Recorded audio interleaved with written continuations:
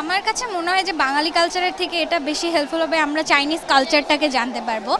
এখানে অনেক স্টল দিয়েছে যেখান থেকে আমরা বিভিন্ন চাইনিজ পিপলের সাথে ইন্ট্রোডিউস হচ্ছি, তো চাইনিজ বিভিন্ন মানুষকে জানতে পারছি, তাদের কালচারের বিভিন্ন বিষয় সম্পর্কে জানতে পারছি।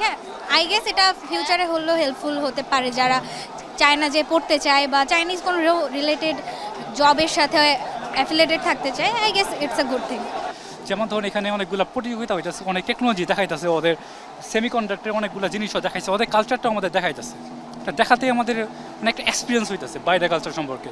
চাইনিজ কালচারটা আমরা ভালোভাবে বুঝতে পারতেছি, এটাই হলো মেইন বিষয় আর কি। আমরা হচ্ছে যারা এখানে কারেন্ট স্টুডেন্ট তারা হচ্ছে ইভেন আমি হচ্ছে ফ্রেশার, তো আমাদের জন্য এই জিনিসগুলো কালচারগুলো জানতে অনেক সুবিধা হচ্ছে, যেগুলো হচ্ছে ফিউচারে আমরা যখন অ্যাব্রডে পড়াশোনা বা যে কোনো কাজে যাব সেই ক্ষেত্রে আমাদের জন্য অনেকটা হেল্পফুল হবে। শুধু চায়না, যে কোনো কান্ট্রির হচ্ছে এই ধরনের যদি সেমিনার করা হয় সেটা আমাদের স্টুডেন্টদের জন্য অনেকটা হেল্পফুল।